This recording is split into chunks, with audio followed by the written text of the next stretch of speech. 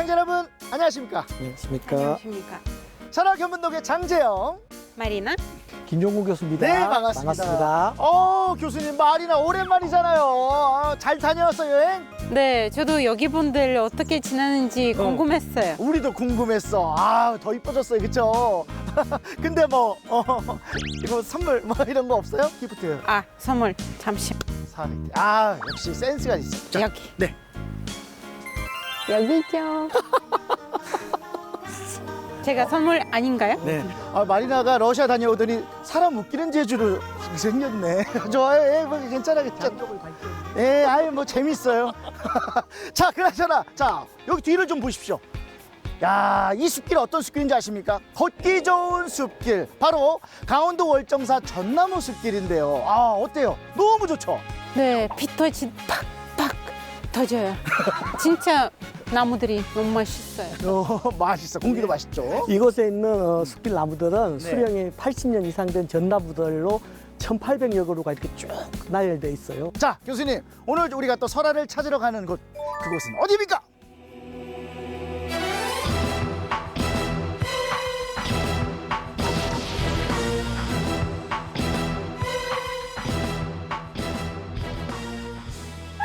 짜잔, 이것과 관련이 있습니다. 근데 이거 옷걸이 아니에요? 그러니까 이거 옷걸이. 지금 힌트 주시는 거예요? 뭐는 거예요? 몰라, 이거 힌트래. 오늘 찾으러 갈 곳. 좋습니다. 교수님이 힌트를 준 이곳 옷걸이가 관련된 그곳으로 저희가 지금부터 출발을 해보도록 하겠습니다. 여러분 크게 외쳐주세요. 자, 설화를 찾으러 그곳으로 출발! 가시죠. 어디예요 이거? 궁금한데. 이쪽에 있어요. 재밌나 봐요, 교수님.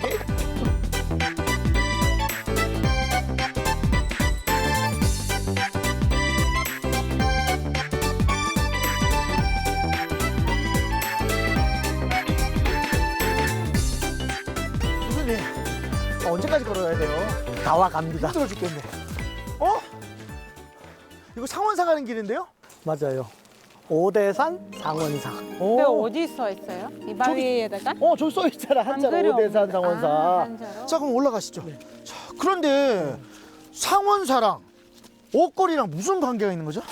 추가 힌트를 드리면 네. 그냥 평범한 옷걸이는 아니에요. 평범한 옷걸이가 아니다. 임금님의 옷걸이. 임금님 옷걸이? 그 옷걸이에 금테라도 둘렀나? 용 모양인가? 한번 찾아보세요. 뭐지? 도저히 찾을 수가 없어요. 임금님 옷걸이니까 좀 특이하겠죠? 저기는 뭐예요? 버섯처럼 생긴 그러니까 아닌 것 잠깐만. 같은데. 이 버섯같이 생긴 건 잠깐만.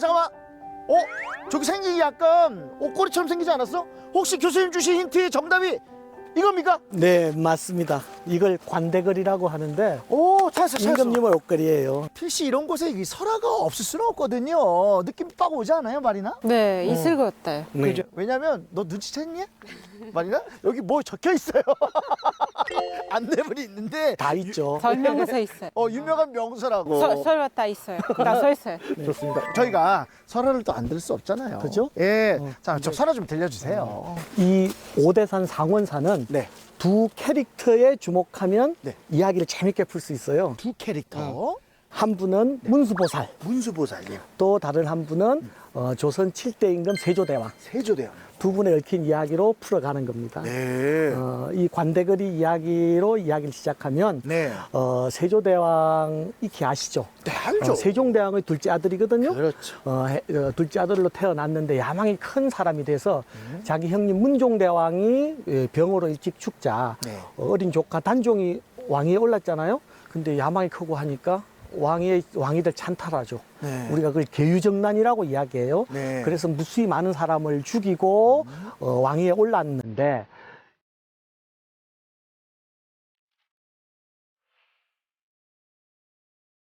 어느 날 세조의 꿈에 단종의 어머니인 현덕왕후의 혼백이 나타나 세조에게 침을 뱉고 사라졌습니다. 이튿날 아침 자리에서 일어나 보니 꿈에서 침을 맞은 자리마다 종기가 생기더니 점점 온몸으로 퍼지며 증상이 악화됐습니다.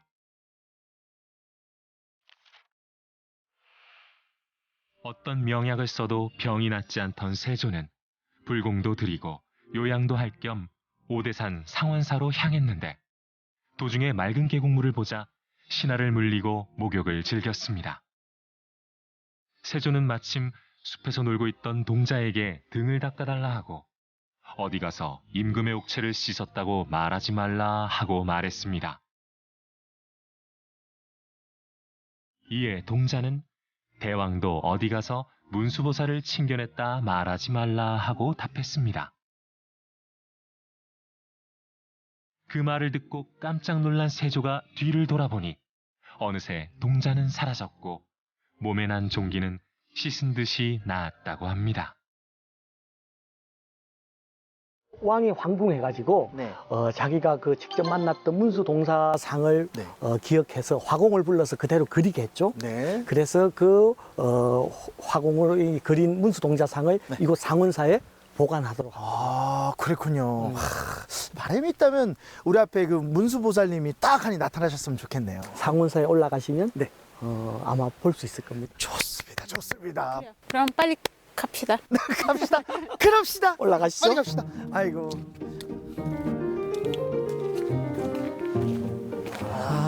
좋네요. 날씨도 괜찮아요. 날씨도 좋고 요런 날씨. 오늘 촬영하기 딱 좋은 날이네요, 정말. 이렇게 막 춥지도 않고. 음. 어제 걱정했거든요. 비가 많이 와서. 월정사와 이웃하고 있는 상원사는 705년 신라의 효명과 보천 두 왕자가 오대산 깊숙한 곳에 창건한 사찰입니다. 상원사는 한국전쟁 때 오대산에 있는 사찰 중 유일하게 소실되지 않고 역사와 전통을 간직한 명찰입니다. 자. 와, 상원사. 너무 좋네요. 그림입니다, 그림. 와, 예. 자, 많이 일러보세요. 교수님, 보통 그 사찰의 큰 법당은 배웅전이지 않습니까? 네. 근데 상원사의 큰 법당은 문수전이네요. 왜 문수정인가요? 문수보살을 모시고 있기 때문에 문수전이라고 하죠. 지금 현재 이 오대산 상원사에 보관돼 모셔져 있는 문수보살 문수동자상은 네. 세조의 두 번째 딸 의숙공주하고 그 부마가 정현조라는 사람이에요. 네. 두 내외가 아들을 낳기 위해서 네. 기여도를 드리기 위해서 문수동자상을 만들어서 봉안을 하고 네. 또 왕실의 안녕을 기원하기 위해서 네. 1466년에 봉안을 했다고 이야기가 되는 아주 귀중한 자료입니다. 아, 그렇군요. 자, 점점 흥미진진해집니다. 자, 안쪽으로 들어가 보실까요? 예. 네, 가시죠.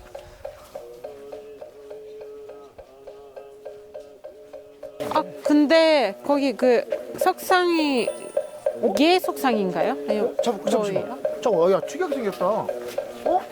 이거 개보다는 고양이 같기도 하고 사자 같기도 한데 이거 뭐지 이게? 흔히 고양이상이라고 하죠.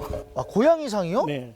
오, 그러면 고양이 세워주는 이유 뭐예요? 세조대왕이 왕위를 찬탈하고 이렇게 하는 과정에서 여러 사람들을 많이 죽였죠. 죽이고 이제 불심으로서 그걸 뭔가 좀 씻기 위해서 상원사를 중창을 하고 했는데 네. 직접 내려왔었어요. 그래서 상원사를 중창을 하고 낙성식에 참석하기 위해서 내려.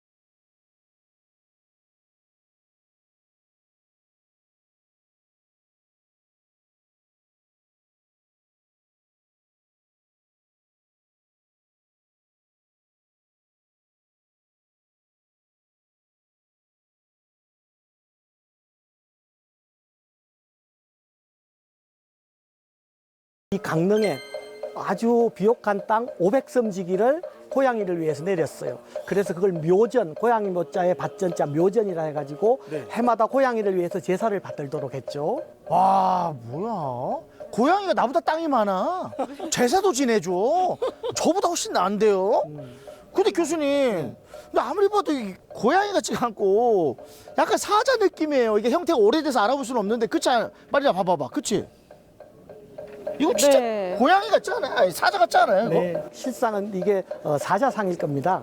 아, 그래요? 네, 중국 전체 문헌에 보면 네. 사찰의 법제에 법당 앞에 사자 암수 한 마리씩을 이렇게 배치하는 구도가 있었거든요. 네. 그런데 이제 아마 이 실제로 사자를 보지 못한 우리나라에는 숲속에 사자가 없잖아요. 네. 그래서 아마 경전에서 책에서 본 그대로 사자의 형상을 읽고서 네. 그 석공들이 이렇게 다루는 과정에서 모양이 조금 변질된 거라고 생각하시면 될 것 같아요. 맞아요. 저기 있는 저 고양이, 저 느낌을 보면은 이 사자처럼 목이 덥수룩하잖아요. 숫사자 같잖아요. 그쵸. 옛날 사람이라도 그 고양이를 저렇게 만들지는 않았을 거란 말이죠. 글로 배워서 그런 거예요. 글로, 직접 보지 않고 글로 배웠기 때문에. 그렇군요. 그러면 세조를 구한 고양이의 그 이야기는 그냥 전설인 건가요? 이 석상을 보고 고양이를 닮아 놓으니까 이 절에 또 세조대왕 이야기가 깃들어 있고 하니까 네. 아마 이렇게 연관을 시켜서 만들어낸 전설이겠죠. 네, 전설은 전설일 뿐 오해하지 맙시다. 자, 그럼 다 같이 우리 문수전으로 참배드리러 갈까요? 네, 그러시죠. 가시죠. 네.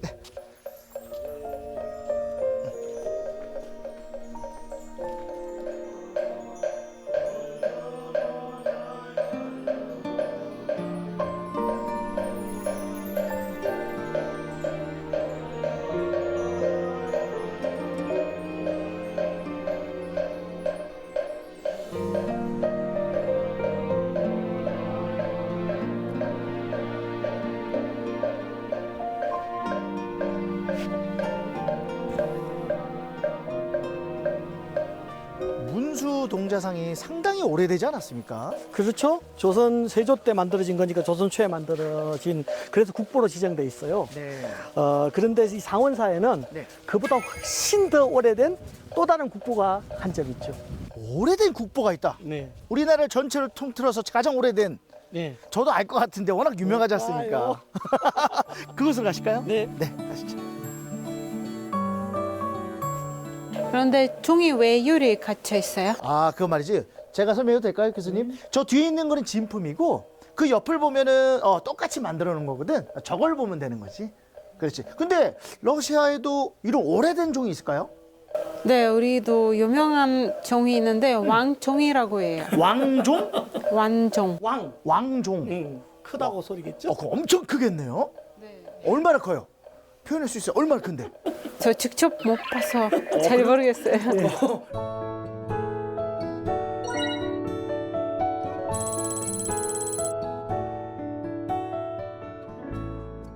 뒤에 있는 이 종은 우리나라에서 진짜 오래된 네, 종이죠. 현존하는 종 중에 가장 오래된 겁니다. 네. 이 종은 좀 작아 보이는데 높이가 167cm, 네. 지름이 91cm 되는데 신라 성덕왕 때 네. 제조가 된 거예요. 네. 그래서 이제 어디에 보관되는지 몰랐는데 조선 시대까지 안동 그 문루에 걸려 있던 종을 네. 이 세조대왕께서 상원사를 이렇게 중창을 하고 하는 과정에서 그 아들인 예종임금 때 네. 일로 옮겨왔습니다.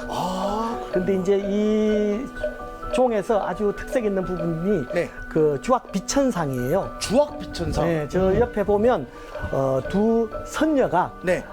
생황과 공우라는 악기를 연주하면서 하늘을 나는 형상이 있는데 그 형상 자체가 아주 손끝의 이 조각이나 이런 게 아주 섬세하고 정교합니다. 그래서 우리나라 최고의 종이라고 종소리도 아름답고 그래서 그렇군요. 국보로 지정되어 있는 부분입니다. 참, 교수님. 마리나가 전공을 또 발레를 했거든요. 그래요? 혹시 실례가 안 된다면 이 발레로 주악비천상의 어떤 그런 형태와 그런 연주하는 모습을 표현할 수 있을까요, 혹시? 자, 발레로 하늘로 날아오는 듯한 그런 느낌. 자, 발레로 표현 한번 해주세요. 발레를 언제 배운 거예요? 옛날에 전 인생. 괜히 봤어요. 그렇죠. 아니 뭐 화낼 줄 알았더니 이게 뭡니까? 다른 거 한번 해주세요. 자, 발레로 표현해주세요. 주악비천상 시작. 하늘을 날아가는. 그런 표현, 하늘로 날아가는 표현. 하늘을 나는 형상처럼. 레디 액션. 생각보다 저희가 생각했던 그런 그림은 아닌데. 보여주세요, 그러면. 보여주세요. 아니 뭐이 정도는 돼야 되는 거. 이 정도는. 아유, 죄송합니다. 사찰에서 이러면 안 되겠지만. 그거는 선수 같아요. 그거 뛰어나는 허들. 선수. 허들 선수 같다고? 내가 마리나보다 낫어. 뒤에 계신 부자님도 다 인정하시니까 걱정하지 마시고. 자, 그나저나 이 상원사가 세조와 관련된 그런 설화들이 많지 않습니까? 네. 그런데 제 생각인데 아직도 세조와 관련된 설화가 또 있을 법하거든요. 제가 이야기했지 않습니까? 상원사는 세조 주 캐릭터라고 이야기했는데 네. 세조가 문수동자를 친결한 이야기 하나, 네. 그다음 세조와 고양이 이야기 하나 했지 그쵸, 않습니까? 들었죠.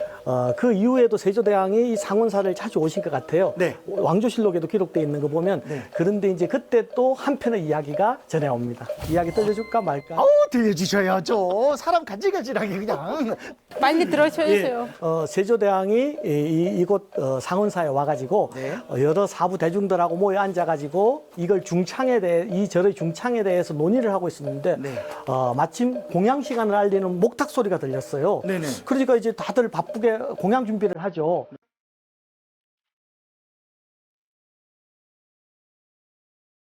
점심 공양을 알리는 목탁이 울리고 사부대중이 공양 채비를 하는데 그때 맨 말석에 앉아있던 어린 삼이승이 바루를 들더니 세조를 보며 이거사 공양하시오라며 불쑥 말을 던졌습니다. 대중은 놀라 어찌할 바를 모르는데 정작 세조는 껄껄 웃는 게 아니겠어요.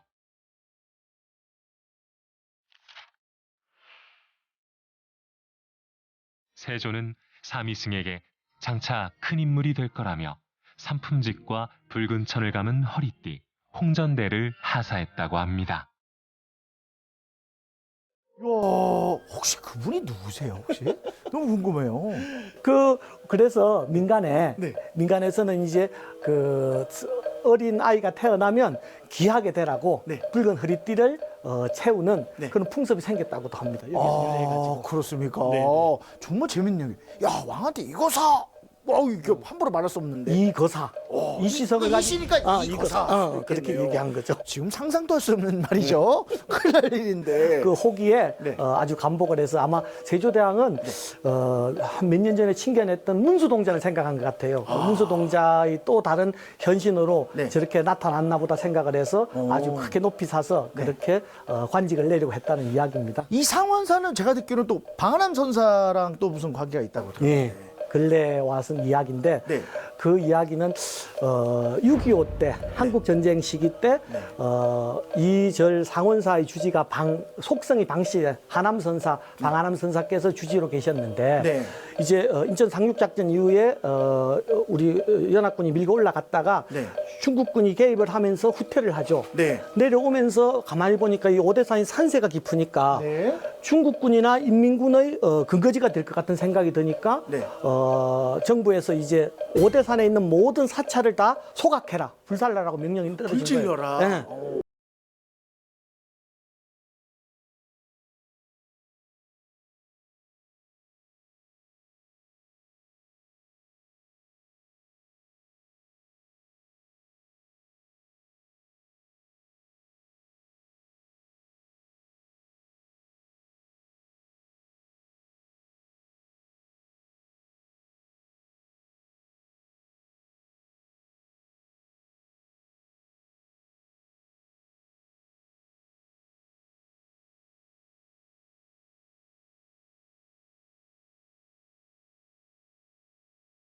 그 방하남 선사의 이 이야기가 저 학교 다닐 때는 고등학교 교과서에 실려 있었었는데 살신성인이라고 하는 주제를 가지고서 수필이 한 편 실려 있었거든요. 그럴 정도로 유명한 이런 매력이 깃든 사찰입니다. 제가 고등학교 때 공부를 좀 안 했나 봐요. 죄송합니다. 이제 그만하시고 네. 마무리합시다. 알겠습니다. 자, 문수부산의 성지 오대산. 자, 거기에 방하남 선사까지 이곳 오대산 상원사는요, 작고 아담하지만 정말 많은 전설과 정말 많은 설화들이 공존하는 곳 같습니다. 꽃피는 봄날이나 네. 단풍이 예쁘게 든 가을날 이 상원사 찾아가지고 문수보살의 가호도 받고 방하남 선사의 어떤 살신성인 정신도 한번 깨우쳐보는 그런 공간이 되었으면 좋겠습니다. 네, 그럼요. 저도 오랜만에 왔더니 기분이 새로웠어요. 네. 다음 주 빨리 왔으면 좋겠어요. 네, 저도 빨리 왔으면 좋겠습니다. 자, 설화경운동 여기서 인사드리도록 하겠습니다. 다음 주에도 정말 재미있는 설화로 우리 시청자 여러분 기쁘게 해드릴게요. 자, 인사드릴까요? 시청자 여러분 감사합니다. 감사합니다.